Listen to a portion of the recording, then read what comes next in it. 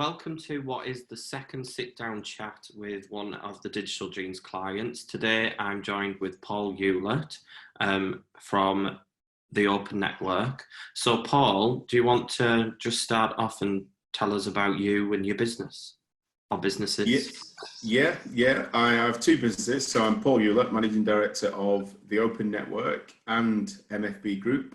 The Open Network is a joined up business network of groups, currently with 8 groups in the Yorkshire region. And we organise networking groups for people in business.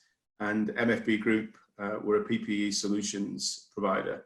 And we have a whole range of different things, ranging from consumable PPE to office cleansing and sanitisation solutions and products. Cool. So obviously the reason I asked you to mention both is we have done a website for the Open Network and a small mini site for your PPE for MFB. Yeah. So what I want to ask you a bit more about the Open Network, in the sense that why did you decide to start that business? What's a little bit more of your journey on that?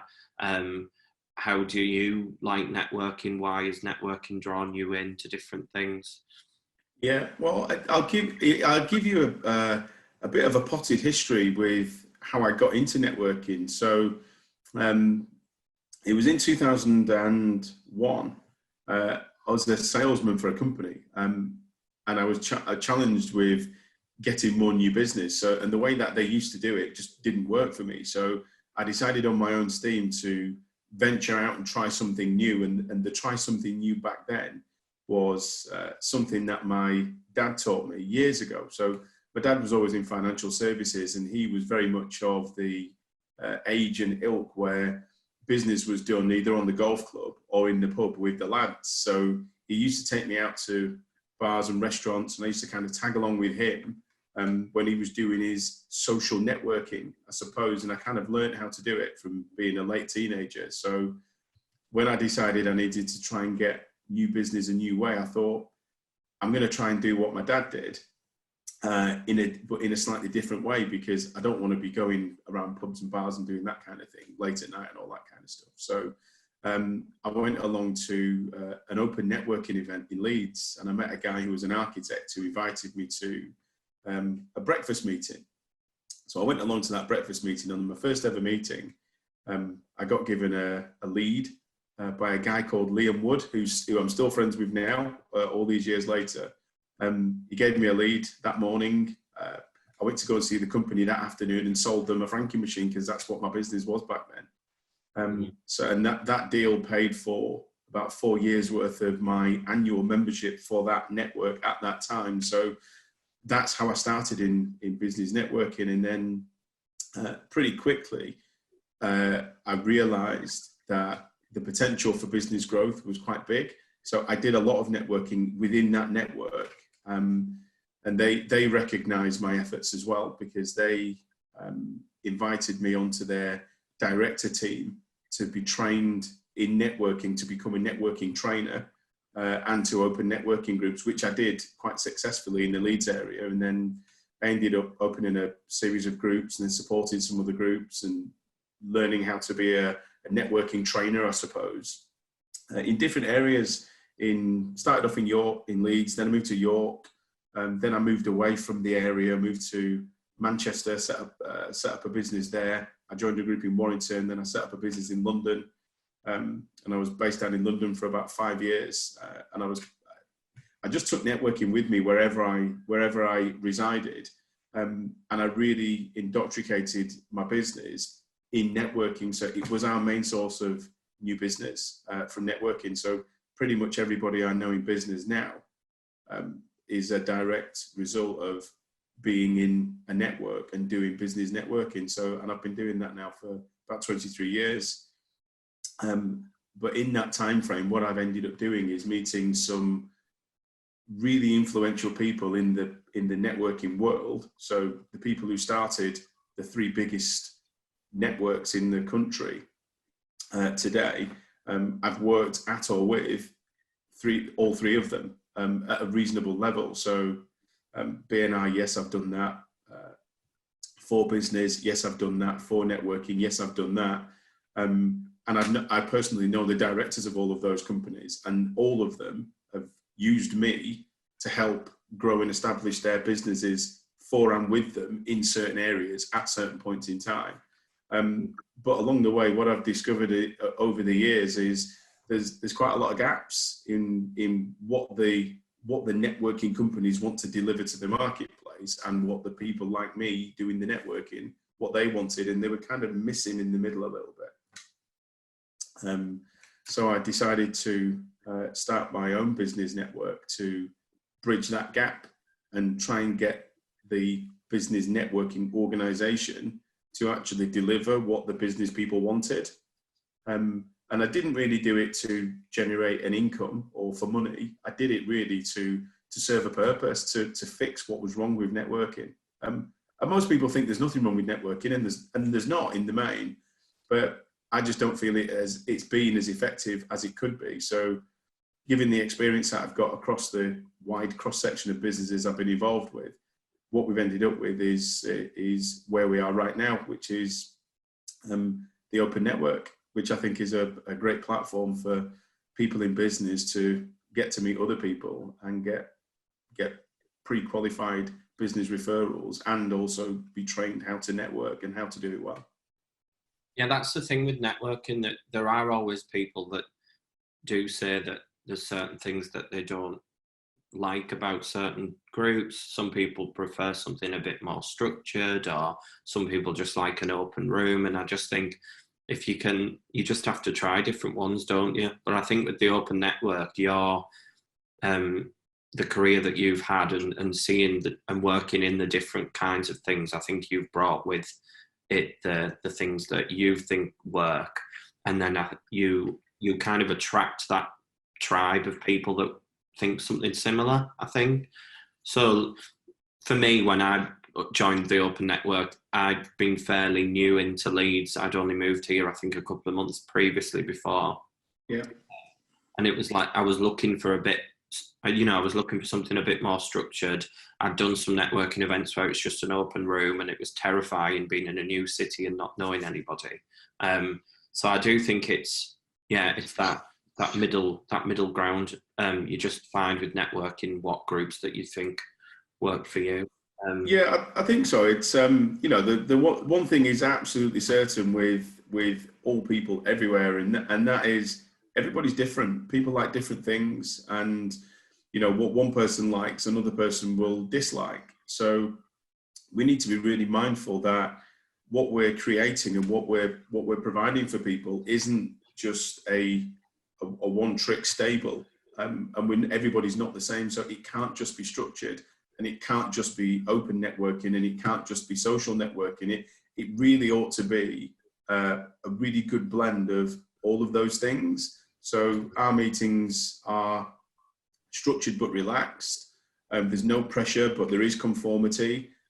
We do have some rules, but they're not really rigid rules. Some of them are relatively secure in their structure, but not that rigid that people can't sort of flex and pivot and move around and do what they want to do. So it's really quite a nice feeling network. So the feedback that we get, we just did a survey actually of all of our members 2 weeks ago.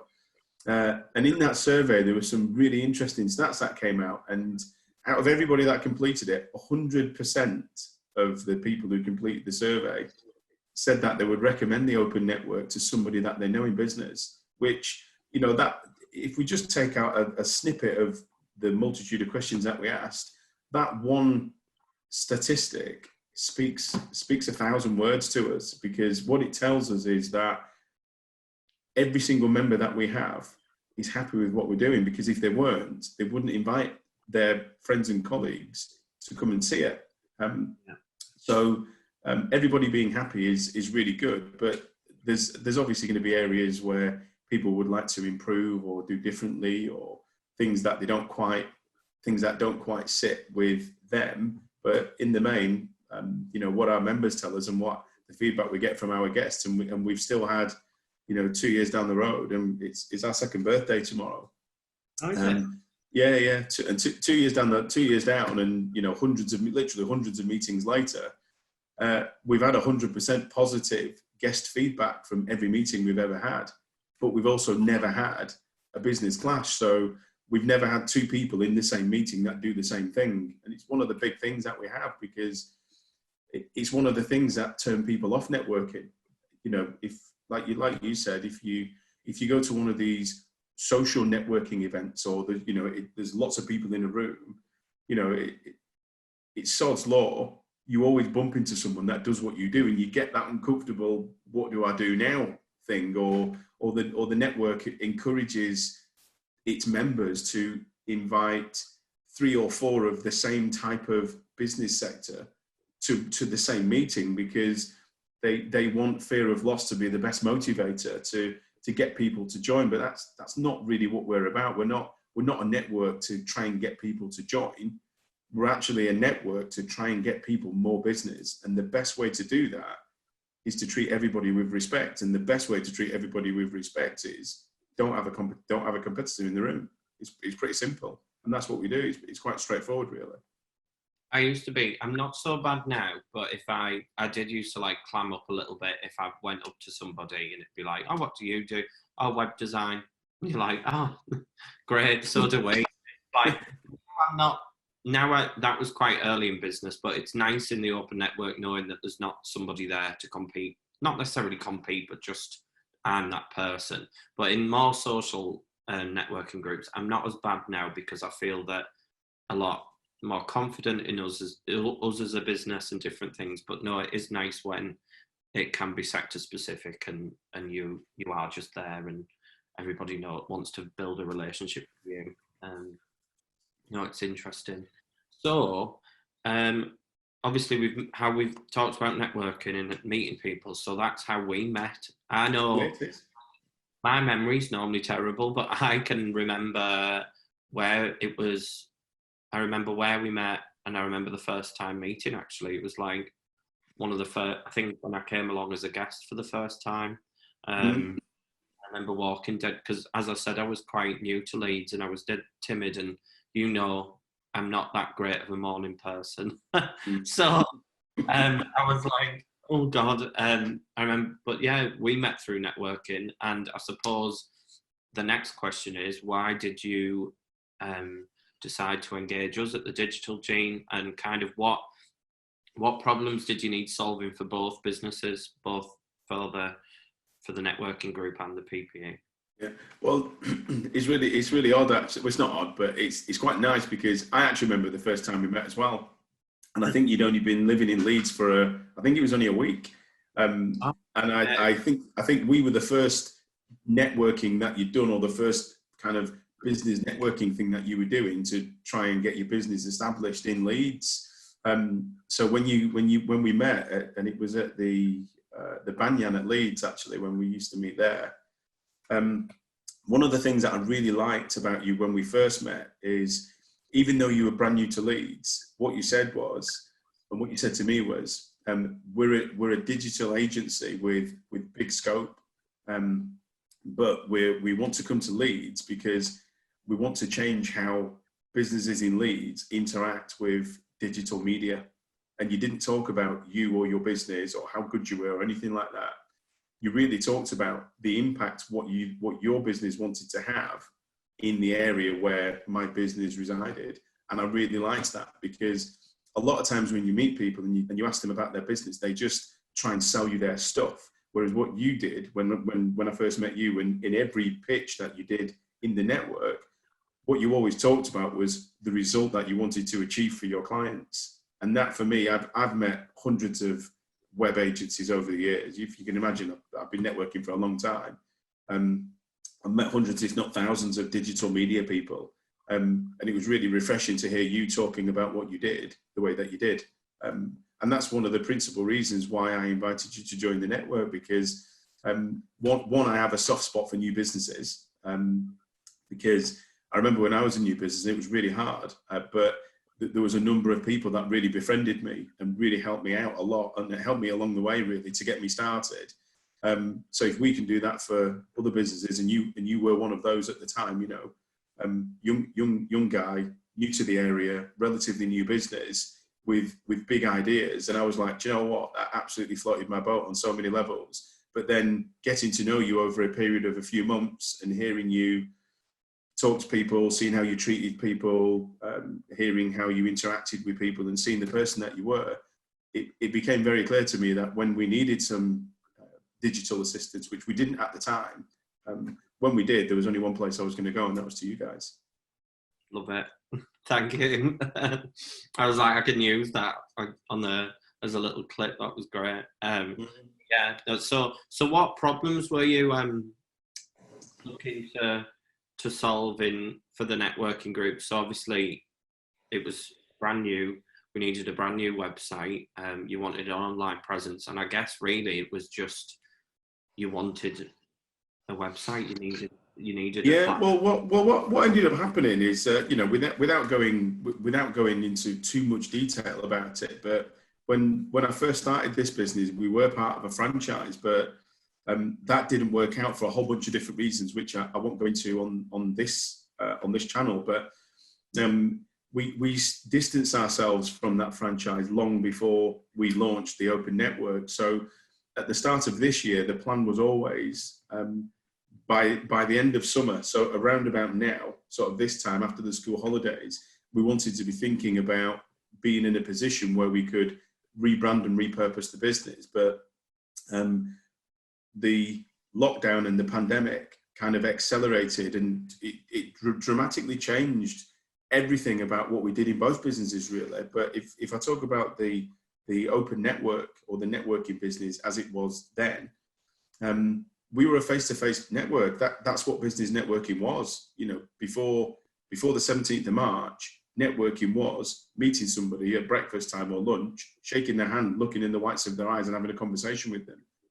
It wasn't anything else. That's what everybody had known it to be up until that point in time. But literally overnight, our business model was just wiped out because everybody had to stay at home. So how on earth do you now run a business where everybody has to stay at home? So we were quite lucky because we're relatively agile. We were a relatively small business then. So we were able to quickly change our process and everything else. So we don't have lots of shareholders. There's only me. So all of the decisions start with me. And very quickly I decided we need to put our business online, and this is the direction we need to go in. So we registered a Zoom account. And I think, I don't know how I would ever test, but I'm pretty sure that we were the first business network to run an online networking meeting, because it was 2 days after the pandemic hit, we had our first meeting. I remember it being pretty quick. The pivot yeah. It was literally 2 days. So the pandemic hit one day. I heard it on the news at 5 o'clock one night. Nobody can go out. I watched the show with Boris, and I was like, oh no, head in my hands. I was like, this business that I've just spent the last 18 months building, it's just gone. It's disappeared. I can't run it anymore. So then what we decided, that's why we instructed you. So the first thing we had to do was we had to digitize our physical meetings. So within 36 hours, we'd totally rewritten our meeting structure and agenda and format. We worked with David Cole at Cole Creative to produce a brand new meeting that could be run online on Zoom. And what we had before was we didn't have any web presence whatsoever, because we weren't an online business. We were a face-to-face business. So we didn't do any social media. We didn't do any marketing. We didn't even have a website. Because the way that we viewed it back then, and I suppose it was an excuse by me not to have to spend any money, because we were new and weren't really very well funded. We kind of said, we don't need a website because we're a word of mouth business. If the truth be known, we couldn't actually afford a website. And that's the reason why we didn't have one. And we were having some challenges with the franchise. So by the end of March, you and I were having conversations about all of these ideas that I'd had in the past.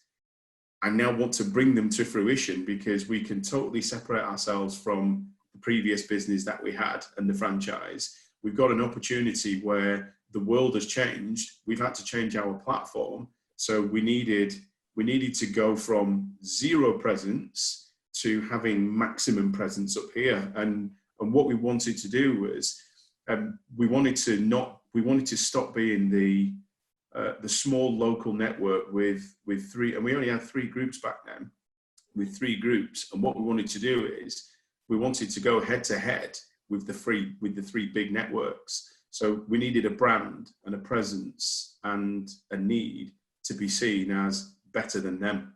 That was the goal. We want to be the best network in the country. That was our aim. And we needed a brand and a website to replicate that.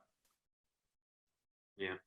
No, and talking about people pivoting during COVID, and I think it's a testament to the people that we've got in the group as well. Especially, I mean, I do know members of other groups, but it's my Leeds central group that I'm part of. The businesses that we've all brought in as well, and everyone that's together, we all pivoted really well, I think, as a group. And maybe was all showing each other like how quick you introduced Zoom networking and how we all kind of helped each other, and we adopted this new normal, didn't we? Yeah, we did. Yeah, we've all done really well through I hate to say because I'm sick of the word, but just through a crazy time which none of us saw coming at all. We did. Do you know what, Declan? We did some stats. We ran some stats on. So we launched. It was on the 1st of June that we launched our new website with you guys, and we did some stats and we looked at our member demographic. So we looked at who our members were and what business sectors they were in, and 97% of our members stayed open for business all the way through the lockdown. So when people couldn't leave their homes, 97% of our members were attending meetings every week, and they stayed in business. We had a very small number of our members, unfortunately, couldn't continue to run their business because there was a few that were small owner-managed businesses that were hands-on people required business, and they literally couldn't operate their business anymore. But if you overlay that statistic that we had in our network, because we moved so fast and we listened and we provided what our members needed when they needed it most, which was a community of other like-minded business people to talk to bounce ideas off, to share experiences with, to brainstorm with. You know, we had members that were using other members to say, how on earth can I run my business when I've got to stay at home and I've got to furlough all my staff and I've got nobody else to help me? How can I run my business? 97% of us in our network are still here and trading. And we've all most of us have done really well through COVID. If we overlay that with the national statistic, it just blows it out of the water. It's so very different to what the rest of the UK has done and produced, because we've done it in the way that we've done it. And I think we were possibly just in the right place at the right time and made the right decisions. But I look back at it now and I look at where the network is, and I look at where some of our members are. There's been some tremendous amounts of business done between our members all the way through COVID. And it's real testament to them and their ability to be agile and provide what people need when they need it. I know sometimes I felt like the news didn't feel, I mean, I know it is obviously, it's the news, so it's not necessarily going to be a positive platform, but I felt like I'd watched the news, but then what I was experiencing were completely polar opposite things. I mean, obviously there were challenges through COVID. Lockdown wasn't particularly pleasant for all of us, but it felt like we were all just mucking in and staying in business and yeah, you know, with it. Yeah, you know, we're having to do the same thing now. You know, the world that we all live in is a very different world today than it was in the middle of February. And our businesses, our lifestyles, our livelihoods, lots of things have changed and come under scrutiny. And our network has had to, you know, we're absolutely not the same network that we were at the beginning of the year. So every month we've had to continually change our business and adapt things and bring new things in. And, you know, we're trial and error as well, just as much as anybody else, because we're venturing to new territory every single week. We've got some new network updates that are going to be announced this week because, the things that we were starting to do at the start of lockdown, they're not the things, some of those things are not what people need right now. So we're again having to continually adapt and change to make sure that we can provide the best platform for our members to grow their business. And as the environment changes and as your requirements as members change, we need to change what we have for you as well. And we need to change what we've got to offer.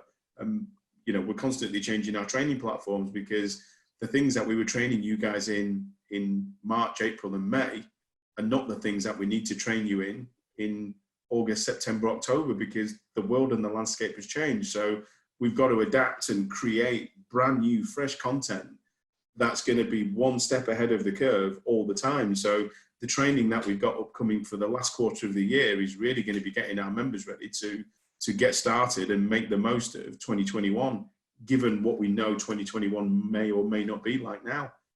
So we've always kind of, right from the start of COVID and right from relaunching the business and taking us to where we are now and where we're going and beyond, we've always had to be one step ahead. So us having you guys as our backstop saying, look, we need to build a website that needs to do this function today, but it needs to do this tomorrow. And it's got to be able to flex and pivot and change and adapt to be something else in the future. We don't have to worry about that because all we need to do is we need to do these things that we need to do. And then we just advise you what we're doing and you guys will make the website do what we need it to do. So it's really nice for us knowing that we've got a really safe backstop, because at the moment, our social media presence and our website are giving us the largest visible reach in a marketplace where people don't know us yet. So, when things are uncertain and people are, cautious about where they spend money and how they're going to get new business and, what do we need to change in our business to make sure we survive? When they venture out into the world of networking and they discover us, we need to make sure that what they see and what they feel from the absolute outset is a feeling of inclusion and acceptance and versatility. And that's what our branding and that's what the website gives us. And that's the feedback that we get from other people. So, it's what we're delivering and the partnership. And I don't view us as a client of yours. I view us as partners in business, because our business won't exist in the same way without your business being as great as it is, giving us the website that we've got. So it's not just the fact that we paid an invoice and we've got a website that's going to sit there. It's changing all the time and it's constantly being updated.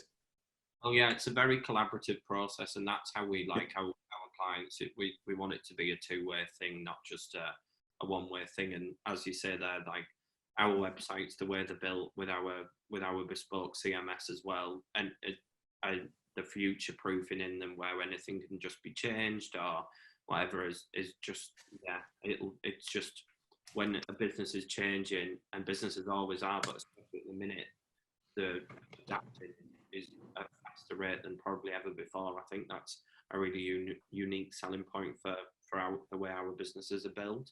So you've a little bit there, what your experience was like working with us, which has been great. So I'll move on a little bit more, just to kind of, what was your training experience like, and how do you feel? I know we do some of the updates for you, but how do you feel our CMS is?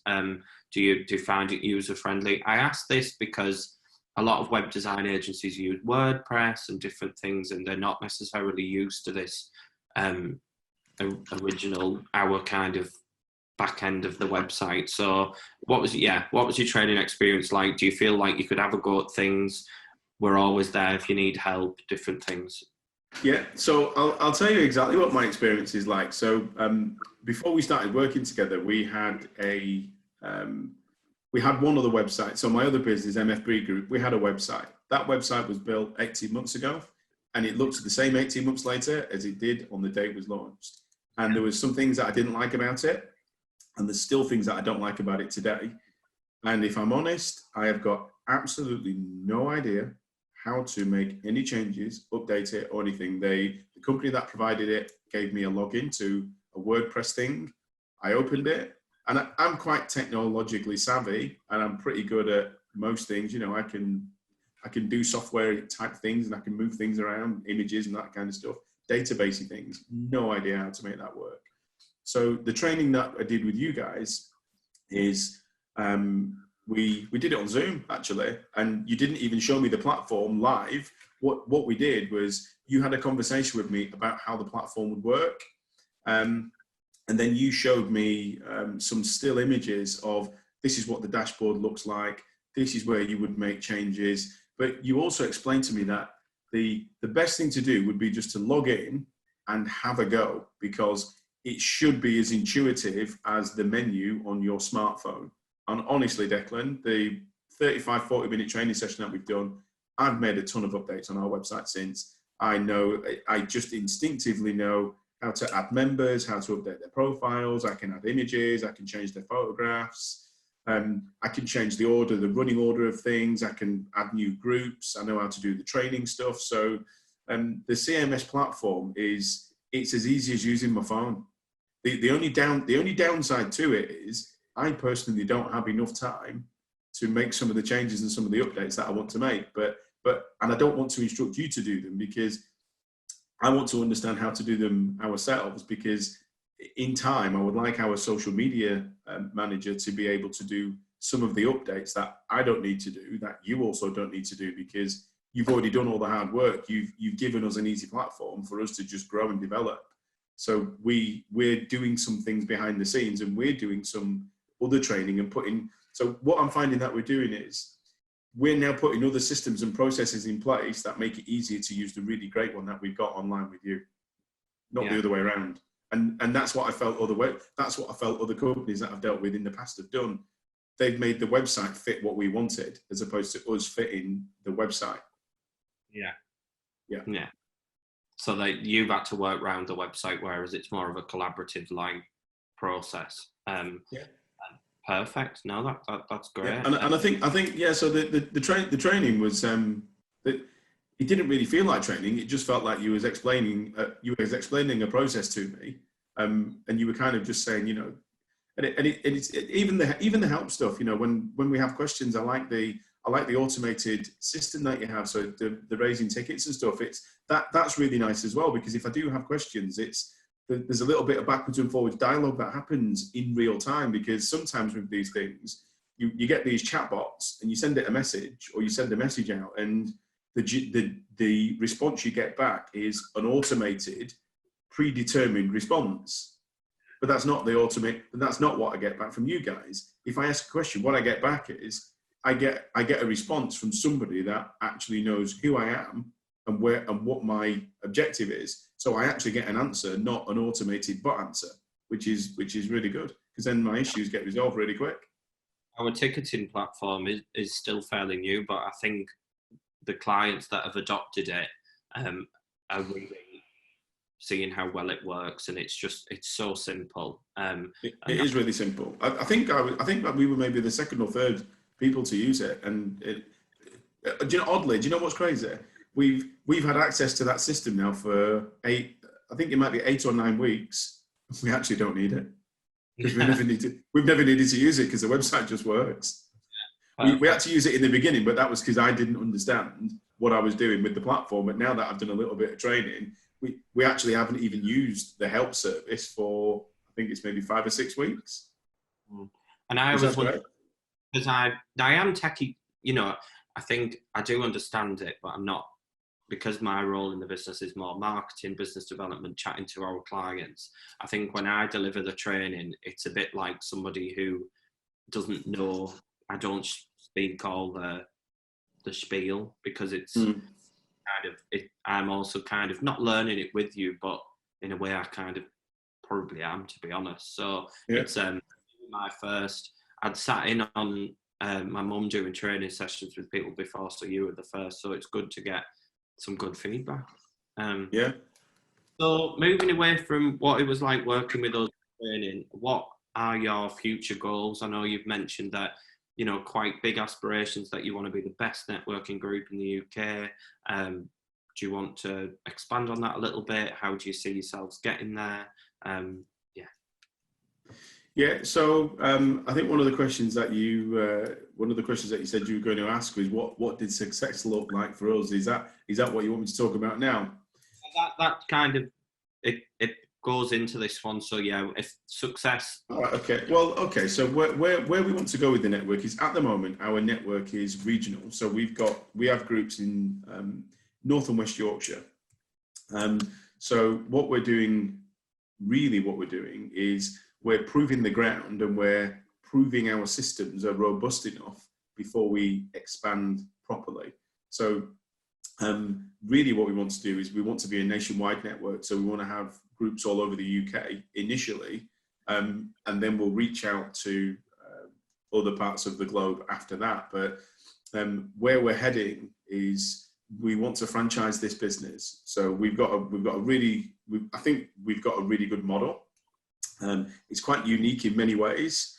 And what we're doing with the systems that we're building and the platforms that we've got and the back office systems that we're running and the training platform that we have for members and the way that we train our leadership teams and our local directors, we're proving and testing and measuring our process all the time, because we want to open up new groups all over the UK.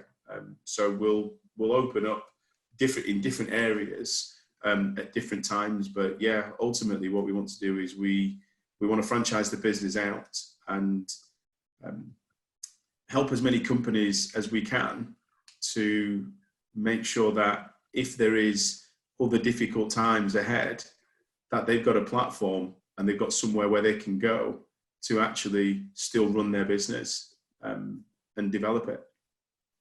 Mm. And what do you see in the future as the pandemic, fingers crossed, touch wood, ends? Will your business model be completely different to how it was before? Do you see a mix of online networking, person-to-person networking? What kind of adaptations can you see sticking? Yeah, well, if we look at it now, we're pretty much almost 6 months exactly, aren't we? From where we were before to where we are now, and we've had a lot of changes already. So at the moment, all of our events are virtual events. All of the structured networking events are all virtual networking events. But we've organised a series, and we've had some social events. So we've coined a net walk. So we've had a series of net walks with some of our groups where smaller groups of our members have been able to meet. So we need to understand that some of our groups have launched during the pandemic. So we've got groups of people that are doing hundreds of thousands of pounds worth of business between each other during the pandemic who've actually never met in person. They've only ever met their other digital members because they've only met on Zoom. So yeah, for the time being, we're going to keep our Zoom meetings until the end of this year. In 2021, we're going to get back to having some physical meetings. I can't go into too much detail because there's some updates and changes that we need to keep under wraps at the moment. But we've got some really exciting plans that our members are going to be finding out about in the coming weeks, in days even. And we've got some really exciting things that we've got planned for next year to, if people love our network now, they're not going to be able to do without it in 2021, because we've got some really cool stuff coming that nobody else is doing right now. They're not doing it now. We don't know if they've got plans to do it, but certainly some of the things that we're going to be doing that we're going to launch in 2021 are going to really drastically change how people network and how they feel and how they do it. Yeah, cool. Yeah. So I know you've obviously touched on, we kind of merged those questions a little bit with like, what does success look like to you? And I guess it would be getting the open network to the point that you want it to be at.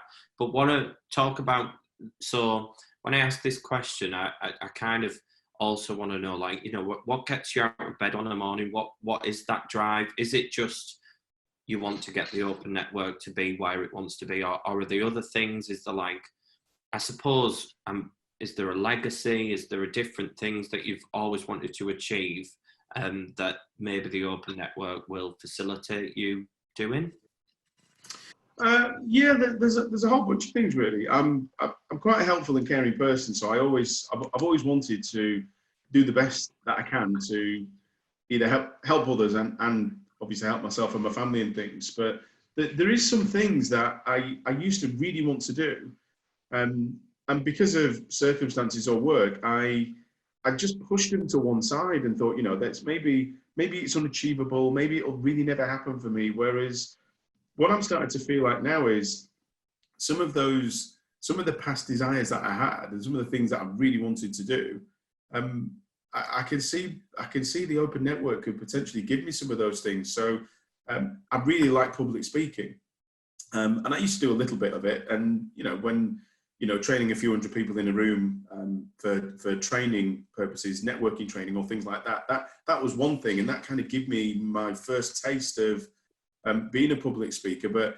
I've had quite an interesting journey in my life and in my business career so far, and I'd like to tell people what that is, because it hasn't all been plain sailing. It's been really difficult. It's been really tricky. I've been bankrupt in the past, and I've bounced back from near disasters several times, and I've had multiple almost breakdowns, but I'm still here. So the what gets me out of bed in the morning is I'm really lucky and I'm really grateful that I have a business, or I have two businesses that just help people. That's what my business does. Yes, every business needs to make profit and we all should have a plan and all that kind of stuff. And we do have a plan, but the business being the biggest and the best network in the world, that's not my driver. My driver is helping other people. I have a business, Declan, that other people use my business to grow their business.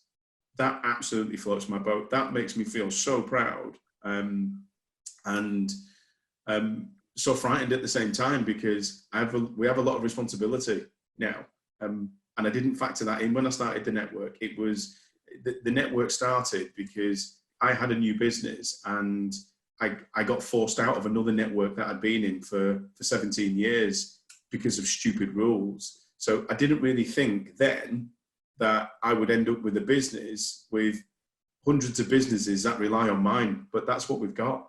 That's what we've ended up with now. So now I have a responsibility to every business to give them a platform that helps them grow their business. But so yeah, I'd love to be on stage, and I'd love to have an audience of a couple of thousand people at one point and talk to people about this thing that we do, which is living a life and running a business, because I've had to overcome so many things in both businesses in this short period that we've had, which is just this year. And both businesses are doing really well, really strong businesses now. And I didn't see that in January. What we had in January was two good ideas that weren't really doing very much. But now we have two businesses, and it's because of the help and guidance that I've had from our members. I don't have all the answers and I don't have all of the ideas, but having a trusted network of people that I can trust with the ideas that are in my mind, and I can voice opinions or ask for suggestions or ask for guidance from people, some people that I've known for 20 years. These people are now in my network. They were my friends, but there's people in our network that are my most trusted advisors in business. And both businesses that I own are now doing very well because of the advice and the guidance that I've had from people in the network. So, I owe it as much as it owes me. So that's what gets me up in the morning. That's such a good story, and I love to ask that question. It gives I think when you talk about your business, it's great, but I think when you hear the reasons behind people doing their business and what actually is their motivations, it's really nice to hear, because I think when you hear about business people in this country, a lot of people's first thought is like The Apprentice or Dragon's Den. Everyone's dead ruthless. It's all about profit, and obviously all of these things are important, but what's nice to hear is a bit of the vulnerability and a bit of this is why I get out of bed and do what I do. So that's, hopefully you'll be on stages for thousands of people in the future. Hopefully. So the other business that I have as well, so I have a double-edged sword with MFB Group PPE. So that business before pandemic, my business acumen really, and all the networking that I'd done in the past was all evolved around a certain sector, and that sector was office machines. So everybody that knew me pre-pandemic knew me as Paul Ulett, who does franking machines, photocopiers and printers and scanners. That's what I've done for 20 odd years. That's all I ever did. So everything I did knowing business, I've done with that sector. And that's what our business was. We were doing really well. We'd only, at the start of the pandemic, we were 16 months old. We had some staff, we had a whole bunch of customers. We just signed a sponsorship deal with the biggest horse racing company in the country. And we sponsored a grandstand at Newcastle Racecourse, and unfortunately the pandemic put an absolute stop to that. So that business was, we just bit off a huge chunk and signed to spend, 6 figures over the course of a year to help grow that business into a £3 million turnover business with good profits, helping a lot of companies over in an 18 to 24 month period. That came to a crashing halt in the pandemic because everybody had to go home. Nobody was printing anything in the office anymore. All of our machines that were giving us revenue were just sat idle. So in a heartbeat, we had to decide, what do we do? So, I had 2 businesses that were on the verge of doing great things that just literally overnight crashed and burned. And I had to pick them up from the ashes and go, what am I going to do with these ashes? How can I turn these 2 businesses that have just failed into successful businesses? So we went to one of our suppliers, one of our print providers, because we wanted to see what they were doing. And they said, we supply stuff to our biggest client is the NHS. So we think we might be able to start supplying face masks and antibacterial gel. So I was like, well, if you get some, would you sell them to us? Because we have to do something. And really, honestly, Declan, I didn't have any money in the bank at that time because all the money that I had, I was reinvesting back into the business because of the investment that we had. So I had no money at the start of the pandemic, no bank loans, no overdrafts, no credit cards. I didn't have any money.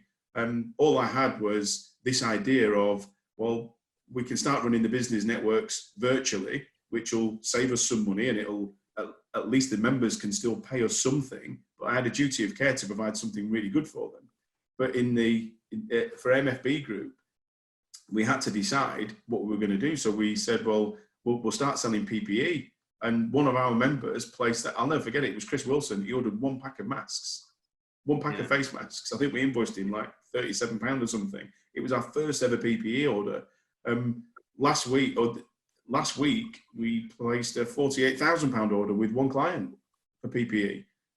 So now we're one of the region's biggest PPE providers. And again, that's because an idea that I had, which I was selling the odd bit of consumable PPE to people who I knew, we came to you and said, look, we're not happy with what the PPE market's doing because there's loads of people trying to profiteer from a disastrous situation. They're all charging too much money for things. We don't want to charge too much money for things, but we also don't want to make promises that we can't keep. So the problems with that sector back then was people that needed PPE and the people who needed it the most, they either couldn't get it, and if they could get it, they had to pay a really high price for it.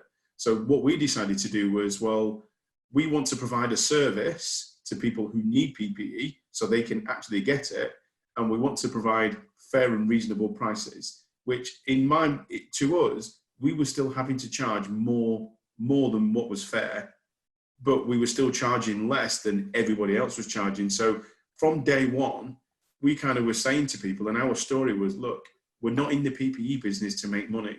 We're in the PPE business so you can get what you need when you need it on budget. That's the point. And the point from my perspective was, if we can be the company that help people in such a time of need when people were trying to extort money from them in various different ways, if we can be the company that you trust now, then after the pandemic, you'll stay with us and we'll continue to be the company that you trust now. So the company that just spent £48,000 with us last week are the same company that came to us because their previous PPE provider was charging them 3 times the price for a mask. So up until last week, that company over a 6-month period had only spent £360 with us over the last 5 months. But because we've been doing the right thing and we've been giving them the right guidance, and we treated them like our best customer, even though they were one of our smallest customers, they are now our best customer because they're our biggest customer. We've just shot a corporate video for them last week, and they're doing a press release next week because they're so delighted with the service that we're providing for them. Amazing. I mean, there were some pretty awful examples of people. I remember quite early on when I don't think there was as much hand sanitizers out in the market, and some shops were charging through the nose for them. And I just think it's just, I know there's demand and that's how things work, but you've also got to have a little bit of integrity, don't you? And I just think there's supply and demand. You know, there's you know, the world of business is fickle, Declan. But you know, I was brought up very well, actually. You know, I was dragged up really because we had nothing when I was growing up. I came from a very poor background, so you know, this thing that I happen to do now, which is business, which is just talking to people and providing a nice service. You know, from my armed forces background, this thing that I do for work now, it's such a pleasure because, you know, I don't have to do dangerous work. I don't have to worry about somebody shooting me. I don't work in a war zone. You know, we don't have to try and make massive pots of money out of anybody. We just need to be respectful. And, you know, if more people in business just showed some due respect to other people, the whole business world in the UK would be far better than it is right now. So, you know, it's not all about trying to make the most money in the minimum amount of time. It should really be about trying to do the right thing to the right people for the right reasons. And that's what both of my, I feel really lucky because both of my businesses do that now. And the pandemic has totally changed how I view business, because before we used to have to buy a product for one price, put a markup on it, and then go and find a market that wanted to buy that product over there. Whereas what we have now is we have the network, which doesn't have any products. It's the business doesn't have it. We don't have to buy anything. We don't sell anything. It's an ideas business. And the PPE business, we don't have to go and look for the market because there's already a ready market made for us. But what we've done is we've used your ability to create great websites to give our prospective buyers the feeling that we're actually a really genuine and thoughtful and considerate and compassionate protection provider. We're not just a PPE company, and that's making the world a difference, and it has made the world a difference to our business. So, you know, having a little mini microsite which tells people, you know, this is what we do with some information lead, and we didn't want to, you know, you asked us, you know, why are you not selling PPE online? Why don't you have a web shop? And we talked about it loads, didn't we? And the reason why we don't have a web shop is we don't want to sell PPE on price. That's not the point. We know our prices are better than everybody else's, but we're not a rack 'em high, sell it cheap company. We're a solutions provider. So every single customer that we have that we provide PPE for, they don't just buy PPE. They use us for guidance. So we give them support and materials, and we've just done in Harrogate, and we used to provide a little bit of PPE, but now we're their sole PPE provider. But we've also sanitized the whole school. So we've cleaned and disinfected and protected with an antiviral solution that we have their classrooms, their public spaces, the library, the offices, the walkways, the corridors, the science block, the art rooms, all of the places where multiple students can't bubble. We've protected all of their space for them, and they're absolutely ecstatic now because they've got a really great environment and they've got a really good backstop for their own cleaning regime. But in the beginning, when we started trading with them, we were just the cheap PPE provider, but now we're their protection partner. So the whole journey that we've gone through as a business, and the journey mapping that we take our customers on from a profiling perspective, is vastly different to every other company that sells PPE in the UK right now, because they will sell you a product at a price. that's not what we do. We don't sell products at prices. We provide services and solutions. Amazing. We just happen to have great prices as well. Thank you so much for sharing that like stories and stuff about what you've done in the past and things. It's really great, and as I say, it's good to hear the reasoning behind why people do what they do. So I think that pretty much closes the main part of our chat. I've got this little quick fire round that I like to do at the end. Where it's an either or. So you can't really think about it for too long. It's just one or the other, and it's just this is how we finish the interview. So are you ready? Yeah. So, right. Laptop or phone? Phone. Tea or coffee? Coffee. LinkedIn or Facebook? LinkedIn. Cake or biscuits? Can you have both? No. Cake. Twitter or Instagram? Sorry? Twitter or Instagram? Instagram. Wine or spirits? Spirits. Music or film? Music. I always think that's a really hard one. High tech or low tech? Low tech. Phone call or text? Phone call, always. Winter or summer? Winter. Oh, well, that's good going, seeing as though we're heading into winter. So that's the quick fire round, and that obviously ends the interview. So thank you so much for that.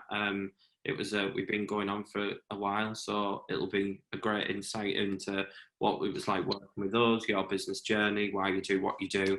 So that's great. Thanks, Paul. Yeah, do you know what? It's been an absolute pleasure, Declan. I've really enjoyed it, and I've enjoyed the journey that we've taken with you, because you've taken both of my businesses on a journey, and we're doing really well because of the help and support that we get from you and your team. So there's no way we would be where we are without your backstop and without the credibility that what you've given us provides. So thank you for everything. Likewise, because you were one of the first people to give us a shot as websites and work in Leeds, really, because as you said, we said right at the beginning of the interview, I just rocked up in this brand new bustling city, and I was like, hi everyone, can you engage my services please? So yeah, likewise, you've helped us get the ball rolling down here. So yeah, that's great. Right, I'm just gonna brilliant. stop the recording.